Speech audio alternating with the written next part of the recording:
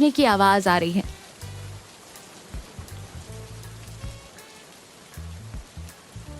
केशव अपने घर से जुड़े एक अंधेरे और धूल भरे स्टोर रूम में है और गीले कपड़ों में ठंड से कांपते हुए कुछ ढूंढ रहा है। पिछली रात की भारी बारिश में उसके ढाबे के आगे की टीन की छत उड़ गई थी और ऊपर से पानी टपक रहा है। वो धूल से सना एक बोरा खींचकर बाहर निकालता है। उसमें अजीब और चमकीले रंग वाली एक बहुत पुरानी और बड़ी छतरी है। उस छतरी के कपड़े में हल्के हल्के चमकने वाले धागे बुने हुए हैं। तभी सीता बाहर से सिर पर एक बोरी ओढ़े आती है और कहती है, अजी अंदर क्या कर रहे हो? बारिश बाहर कहर ढा रही है, चूल्हे की लकड़ियां भीग गई, छत की टीन उड़ गई। आज देसी मुर्गा कहाँ पकाओगे और बेचोगे कहाँ? केशव उस भारी छतरी को उठाते हुए बाहर आता है। सीता घबराओ मत, इधर देखो, मुझे ये विशाल छतरी मिल गई है। दशकों पहले हिमालय से आए एक साधु ने मेरे दादाजी को ये तोहफे में दी थी। इस बारिश में हम अपने देसी चिकन के ठेले के लिए इसी को छत बना लेंगे, एक बूंद पानी भी अंदर नहीं आएगा। साधु की छतरी, बहुत बढ़िया। एक तो वैसे ही बारिश है और ग्राहक नहीं है, और अब तुम मीट बेचने वाले कम और बारिश में बैठकर कुंडलियां देखने वाले जोशी ज्यादा लगोगे। हमें पैसे चाहिए केशव, ये सब जादुई टोने टोट के नहीं। मेरी बात मानो सीता, देखो ये कितनी बड़ी है, बारिश से पूरा बचाव करेगी। बाहर हल्की हल्की बारिश हो रही है। केशव ने अपने खाने का ठेला उस विशाल छतरी के नीचे लगा लिया है। हैरानी की बात है कि उस छतरी के नीचे बारिश की एक बूंद भी नहीं आ रही है और अंदर का माहौल बहुत गर्म और आरामदायक है। कार्तिक बारिश में पूरी तरह भीगकर ठंड से कांपता हुआ दौड़ कर आता है। वो सीधा आकर छतरी के बीचों बीच वाले हिस्से के नीचे रखी बेंच पर बैठ जाता है। कार्तिक कांपते हुए और तौलिए से सिर पोंछते हुए, चाचा ठंड से जान निकल रही है, गर्मा गर्म थोड़ा चिकन फ्राई और चावल लगा दो। इंटरव्यू के लिए गया था और बारिश में बुरी तरह भीग गया। केशव चिकन फ्राई की प्लेट देते हुए कहता है, इंटरव्यू के लिए गया था? इस बारिश में बगल वाले गांव तक कैसे पहुंच गया रे तू? कार्तिक छतरी के नीचे आराम से बैठकर चिकन का एक टुकड़ा मुंह में रखता है। अचानक उसके चेहरे के भाव बदल जाते हैं। उसकी आंखें बड़ी हो जाती हैं, जैसे उसका अपने ही मुंह पर कोई कंट्रोल ना रहा हो।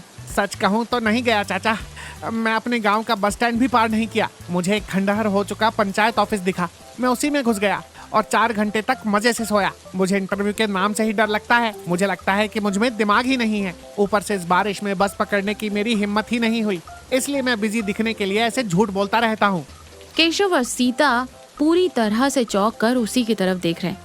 कार्तिक अपने ही बोले गए सच से घबराकर दोनों हाथों से अपना मुंह कसकर बंद कर लेता है। सीता का मुंह खुला का खुला रह जाता है। क्या तू बारिश में एक खंडहर ऑफिस में सो रहा था और 6 महीने से हमें झूठ बोल रहा है?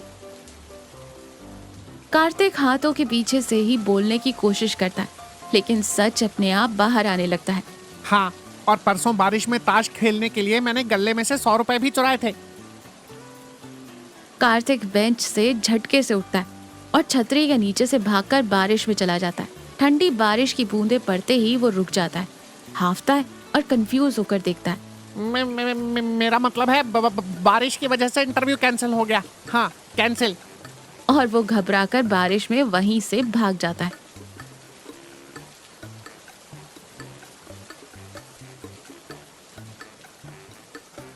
इसे क्या हो गया? जिंदगी में पहली बार सच बोल गया। उस आलसी को घर आने दो, मैं चूल्हे की लकड़ी से बताऊंगी उसे कि असली सच क्या होता है। दूसरा दिन स्कूल टीचर माधवी एक हाथ में छतरी पकड़े हुए और दूसरे हाथ से अपनी किताबों को बारिश से बचाते हुए आती है। वो ढाबे की जादुई छतरी के नीचे वाले बेंच पर थोड़ी टेंशन में आकर बैठ जाती है, अपनी छतरी बंद करके और साइड में रख देती है। नमस्ते केशव अंकल, बाहर भयानक बारिश है, एक प्लेट गर्मा गर्म मटन पाया सूप दे दीजिए। स्कूल में बारिश के बीच बच्चों को संभाल कर सर दर्द हो गया। ये लो बेटा, तुम बहुत मेहनत करती हो। इतनी छोटी उम्र में इस बारिश में भी तुम इतने अनुशासन के साथ आती हो। गांव में सब तुम्हारी बहुत इज्जत करते हैं। माधवी उस जादुई छतरी की गर्माहट में बैठकर सूप का एक घूंट पीती है। फिर से वही जादू उस पर हावी हो जाता है और गहरी सांस छोड़ते हुए वो सीधे सीधे बोल पड़ती है। सच बताऊं केशव अंकल, मुझे हमेशा ऐसे अनुशासन में रहना बहुत बुरा लगता है। कि बारिश देखकर मेरा मन कर रहा है कि मैं कीचड़ में कूदूं। अपने हाथों से मटन की हड्डियां चबाऊं और रजाई ओढ़कर पूरा दिन फोन में फिल्में देखूं। लेकिन अगर मैं ऐसा करूंगी तो गांव के बड़े बुजुर्ग मेरी इज्जत नहीं करेंगे। मेरी उम्र सिर्फ 23 साल की है, लेकिन मुझे 50 साल की औरत की तरह एक्टिंग करनी पड़ती है। तभी माधवी को ऐसा एहसास होता है कि उसने एक ढाबे वाले के सामने क्या बोल दिया और वो एकदम सुन्न पड़ जाती है। बहुत शर्मिंदगी से फिर इधर उधर देखने लगती है। कोई बात नहीं बेटा, इस बारिश के मौसम में किसी का भी ऐसा मन कर सकता है।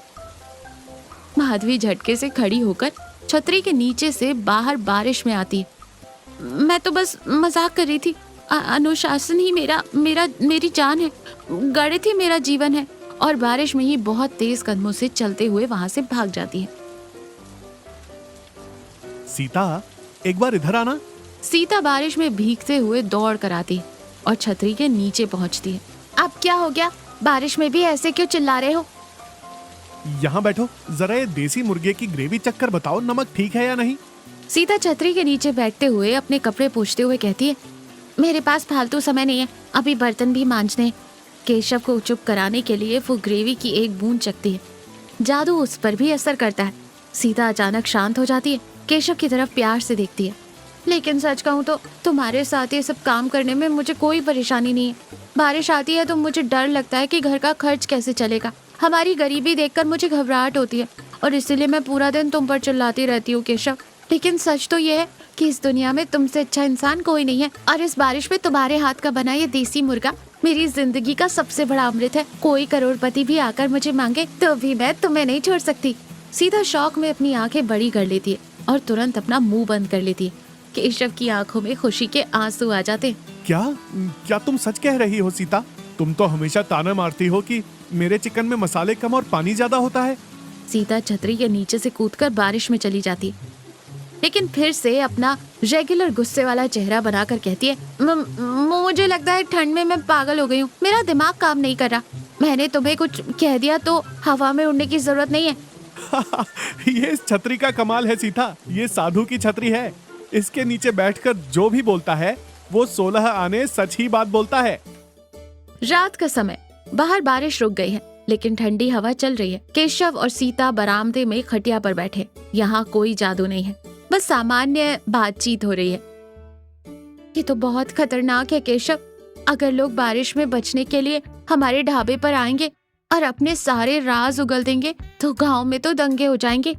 लेकिन जरा सोचो सीता, आज 20 सालों में मैंने तुम्हारे मुंह से अपने लिए सबसे मीठे शब्द सुने हैं। माधवी ने भी अपने दिल का बोझ हल्का कर लिया। सच हमेशा बुरा नहीं होता। लेकिन कार्तिक का क्या? वो शर्म के मारे पूरा दिन इस ठंड में पता नहीं कहाँ घूमता रहा, घर भी नहीं आया। मुझे पता है, इसलिए हमें इस जादू का इस्तेमाल एक आखिरी बार करना होगा, उसकी मदद के लिए। तीसरा दिन, फिर से बारिश शुरू हो गई है। अंधेरा घिर गया है, ढाबा बंद है। कार्तिक बारिश में पूरी तरह भीगकर कांपता हुआ आता है और ठेले के पीछे छिपकर छोटा कैश बॉक्स खोलने की कोशिश करता है। केशव अंधेरे में बाहर आता है।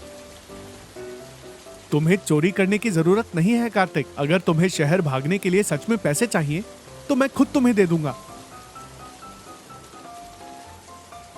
चाचा, मैं इस बारिश में। आओ मेरे साथ बैठो। शहर जाने से पहले इस ठंड में आखिरी बार मेरे साथ गर्मा गर्म चिकन बिरयानी खा लो। केशव कार्तिक को ले जाकर उस विशाल छतरी के बिल्कुल बीचों बीच वाली बेंच पर बिठाता है। केशव भी उसके बगल में बैठता है और कार्तिक के हाथ में प्लेट देता है। कार्तिक एक निवाला खाता है। जादू तुरंत असर करता है। उसकी आंखों में आंसू भर आते हैं। मुझे शहर नहीं जाना चाचा। वहाँ इस बारिश में मुझे ये भी नहीं पता कि किस पेड़ के नीचे सोना है। केशव धैर्य से सुनता है। तो फिर हमेशा शहर जाने की बात क्यों करते हो? कार्तिक धीमे धीमे रोते हुए सच उगलने लगता है। क्योंकि सब मुझे आलसी कहते हैं। मैं आलसी नहीं हूँ चाचा, मुझे डर लगता है। मैं 12वीं क्लास में 2 बार फेल हो चुका हूँ। मुझे लगता है मैं किसी काम का नहीं हूँ। मैं अंदर ही अंदर कितना घुट रहा हूँ ये किसी को ना पता चले, इसलिए मैं ऐसे नखरे दिखाता हूँ और आलसी होने का नाटक करता हूँ। मैं यहीं आपके और चाची के साथ रहकर इस ढाबे को संभालना चाहता हूँ, लेकिन मुझे लगा कि आप लोग मुझ जैसे फेलियर को अपने परिवार में नहीं रखना चाहोगे। तभी ढाबे के पीछे से सीता बाहर आती है। अपनी साड़ी के पल्लू से अपने मुंह को पोंछती है। अरे पागल लड़के, तू हमारा खून है रे। तुझे लगता है हमें वो शहर की नौकरियां चाहिए? हमें तू चाहिए। हम तो बस ये चाहते थे कि तेरी जिंदगी सुरक्षित हो जाए। आप लोगों को मुझ पर गुस्सा नहीं है? केशव हंसते हुए उसे गले लगाकर कहता है, गुस्सा क्यों होगा? इस बारिश में गांव में सबसे लाजवाब चिकन फ्राई तू ही बनाता है। वैसे भी मुझे इस ढाबे के लिए एक पार्टनर चाहिए।